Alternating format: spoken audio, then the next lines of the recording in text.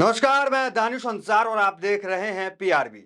दोस्तों, जब से एनडीए 3.0 का गठन हुआ, प्रधानमंत्री मोदी जो है वो शपथ लिए, उसके बाद जो खबर निकल के आ रही है वो हमेशा बीजेपी के पक्ष में बहुत बुरी रही है। 3 खबर आपको हम बताने वाले हैं जिससे बीजेपी को झटका लग रहा है। एक खबर तो लालू प्रसाद यादव का है जो बिहार से है, जिन्होंने कह दिया है कि अगस्त में जो है सरकार जो है बीजेपी ध्वस्त हो जाएगी, एनडीए ध्वस्त हो जाएगी, मतलब गिर जाएगी। उसके पीछे लालू यादव जब बयान दे रहे हैं तो उसके पीछे बहुत बड़ा कारण होता है। लालू यादव यूं ही कुछ नहीं बोल देते, वो मुंह बोले नेता नहीं है। आपको पता है वो अक्सर कुछ बयान नहीं देते, वो कभी कदार बयान देते हैं। 1999 में अटल जी की सरकार गिर गई थी, आपको पता है। एक दिन पहले वही लालू यादव नेता थे जिन्होंने कहा था कि आपकी सरकार गिरा देंगे, और वही हुआ। एक वोट की कमी के कारण अटल बिहारी वाजपेयी की सरकार बीजेपी की गिर जाती है। और लालू यादव की कई वीडियोस तो आप देख रहे हैं, लोकसभा की वायरल होती है।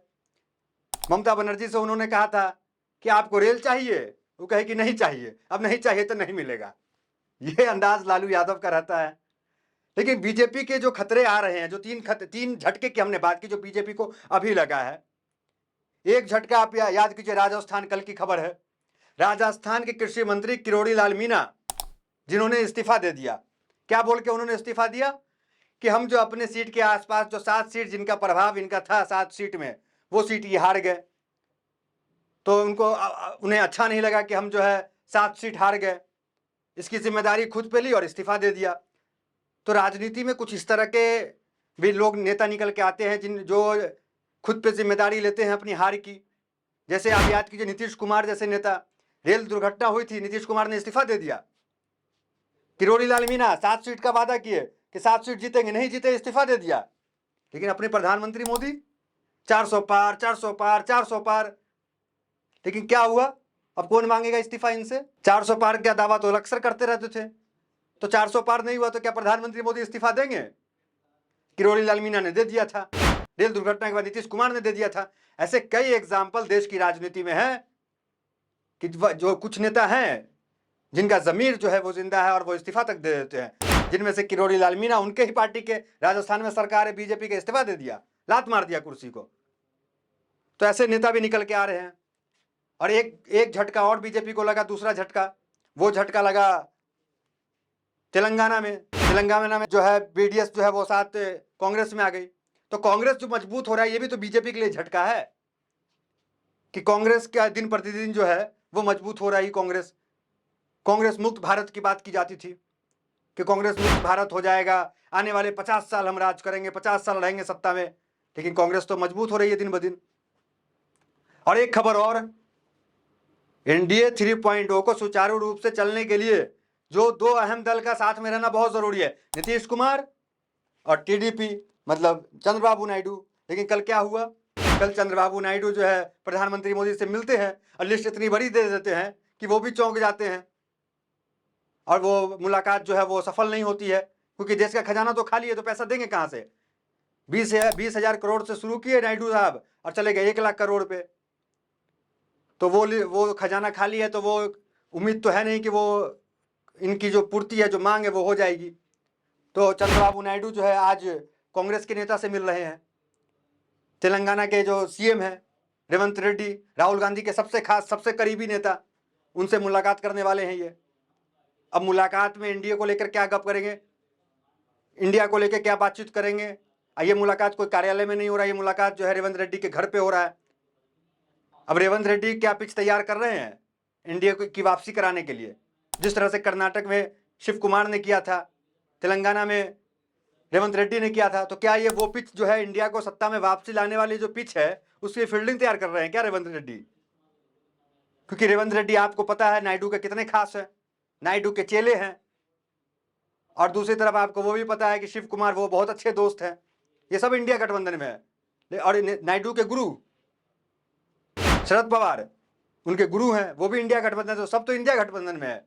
और दूसरी बात, प्रधानमंत्री मोदी के मुलाकात के बाद उनका यह बयान देना कि मुस्लिम आरक्षण बहाल रहेगा प्रदेश में, तो ये एक बड़ा इशारा कर रहा है कि मामला गड़बड़ हुआ है। और एक जब लालू प्रसाद यादव जो बयान दे देते हैं, उस बयान के बाद तो दिल्ली तक जो है वो हलचल पैदा हो गई है कि लालू यादव ने कह दिया है कि अगस्त तक जो है वो सरकार गिर जाएगी। अब आप सोच रहे होंगे कि लालू यादव ने ये क्यों कहा? क्योंकि इतना ही तो बयान दिया कि सरकार गिर जाएगी। अरे कैसे गिरेगी भाई, जब सब साथ में है, सब कुछ अच्छा अच्छा चल रहा है, अखबारों में, टीवी में, सब में अच्छा अच्छा दिखाया जा रहा है कि सब मजबूत है, एकजुट है, तो कैसे सरकार गिर जाएगी? तो ये तो सवाल उठता है कि सरकार कैसे गिर जाएगी, वो मैं बताता हूं आपको। 24 जुलाई को बजट सत्र पास होगा। 24 जुलाई को निर्मला सीतारमण लाल डब्बे में आपको दिखेंगी, लाल फाइल में दिखेंगी। तो 24 जुलाई को जब सत्र पास होगा, देखिए 114 डिमांड पर जो है वोटिंग होनी है, 114 डिमांड पे वोटिंग होगी। अब उसमें जो बजट होगा, तो जो टीडीपी मांग कर रही है, जो नीतीश बाबू विशेष राज्य के दर्जा और तमाम पैकेज की बात कर रहे हैं, अगर उनको वो नहीं मिलता है, जो कि नामुमकिन सा लग रहा है, क्योंकि देश जो है वो कर्ज में है, घाटे में है।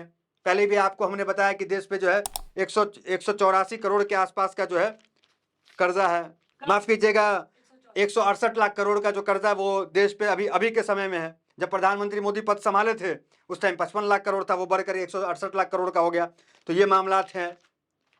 तो कर्ज तो देश पे है, तो देना नामुमकिन सा लग रहा है। तो इसलिए लालू प्रसाद यादव ने यह बयान दिया कि जब वो बजट पास होगा तो नायडू को कुछ नहीं मिलेगा, मिलेगा तो वो 10-20 हजार करोड़ मिल जाएगा। 1 लाख करोड़ कहां से मिल जाएगा? और भी तो राज्य हैं, उनकी भी तो स्थिति देखनी है। लेकिन बैसाखी को बचाने के लिए सब नीतीश कुमार और नायडू को भर देंगे, तो बाकी के राज्य कहां जाएंगे? बाकी के राज्य सुचारू रूप से कैसे चलेंगे? वहां तो स्थिति डमाडोल हो जाएगी। तो ये तो असंभवता है कि कुर्सी बचाने के लिए भी सही प्रधानमंत्री मोदी जो है वो उतना पैसा तो नहीं दे पाएंगे। तो इसलिए लालू प्रसाद यादव का यह बयान आया है कि 24 को जो सत्र ये पास होगा बजट, उसमें टीडीपी को 10-20 करोड़ मिलेगा, इतना नहीं मिलेगा जितना मांग कर रहे हैं। और उससे वो नाराज हो जाएंगे, क्योंकि टीडीपी की कई कुर्बानियां हैं। अहम मंत्रालय का उन्होंने कुर्बानी दे दिया है, उन्होंने स्पीकर का कुर्बानी दे दिया। क्या सोच के कुर्बानी दिया? यही सोच के कुर्बानी दिया था कि आंध्र प्रदेश अलग हो गया। आंध्र प्रदेश की जो समस्याएं हैं, जहां सिंचाई की समस्या, कई प्रोजेक्ट को लेकर के उन्होंने डिस्कशन किया, लंबी लिस्ट है 20 मिनट की मुलाकात में। उसकी भी आपको एक बार जिक्र कर देते हैं कि क्या क्या प्रोजेक्ट था उनका। तो पोलावरम प्रोजेक्ट है, पीने के पानी वो प्रोजेक्ट है 55,000 करोड़ का। और उसके बाद अमरावती को राजधानी बनाने का 1 लाख करोड़ का प्रोजेक्ट है। तो ये तमाम प्रोजेक्ट को लेकर के वो मन में बैठाले हुए हैं कि चलो ठीक है, मंत्रालय अच्छा नहीं मिला, चलो ठीक है, स्पीकर नहीं मिला, ये तो मिल जाए। क्योंकि आंध्र प्रदेश को अलग हुए 10 साल हो गए। जो पहले की राजधानी हैदराबाद हुआ करती थी, जो IT हब हुआ करता था, वो तो बट गया, उधर तेलंगाना को चला गया। अब इनको कुछ नहीं इनके पास है। ये अमरावती को डेवलप करने चाह रहे हैं, अमरावती में विधानसभा खोलेंगे, अमरावती में तमाम जो IT की फैक्ट्री है। क्योंकि आप देखिए चंद्रबाबू नायडू को जो है टेक्नोक्रेट कहा जाता है कि इनकी जो जान पहचान है, इनकी जो ताल्लुकात है, वो उद्योगपतियों से बहुत अच्छा है। वो अपने राज्य में उद्योगपतियों को बुला लेते हैं, यहाँ फैक्ट्री लगवा देते हैं। अपने हैदराबाद में देखिए किस तरह IT सेक्टर बना, क्या नहीं है हैदराबाद में? TCS नहीं है, HCL नहीं है, विप्रो नहीं है, हर कंपनी है। तो उसी तरीके से ये चाह रहे हैं कि IT हब जो सेक्टर बनाना है, तो वो जो है इस बार आंध्र प्रदेश में जो नई अमरावती राजधानी बनेगी उसको बनाना है। तो उसमें तो खर्च लगेगा, पैसा तो लगेगा। तो क्या यही समझौता तो नहीं है कि स्पीकर सब छोड़ दो भाई, हमें ये करा दो, हमारा काम, हमें इतना बजट दे दो? तो इसलिए लालू यादव ने बयान दिया कि अगर ये बजट पास नहीं होता है तो ये बैसाखी अलग हो जाएगी, बैसाखी टूट जाएगी और एनडीए धराम हो जाएगी। और जो अभी नजर सबकी बनी हुई, हमारी भी और आपकी, वो नजर है अभी की मुलाकात, एनडीए के साथ जो नेता हैं चंद्रबाबू नायडू, और कांग्रेस के नेता जो मुलाकात करने वाले हैं रेवंत रेड्डी, इस मुलाकात में क्या कुछ निकल के आता है, इस पे आप भी नजर बनाए रखें, हम भी नजर बनाए हुए हैं। तो फिलहाल इस वीडियो को यहीं खत्म करते हैं, यहीं समाप्त करते हैं। कमेंट में अपनी प्रतिक्रिया जरूर दें। आपको क्या लग रहा है कि चंद्रबाबू नायडू की तमाम डिमांड जो है प्रधानमंत्री मोदी मानेंगे या नहीं मानेंगे? क्या चंद्रबाबू नायडू को क्या फैसला लेना चाहिए देश हित में अभी के टाइम पे? आप अपनी भी राय दे दें, आपकी भी राय भी हम पढ़ेंगे। और वीडियो अच्छा लगा तो दोस्तों के साथ शेयर कर दे और चैनल को सब्सक्राइब जरूर कर दे। बहुत बहुत धन्यवाद।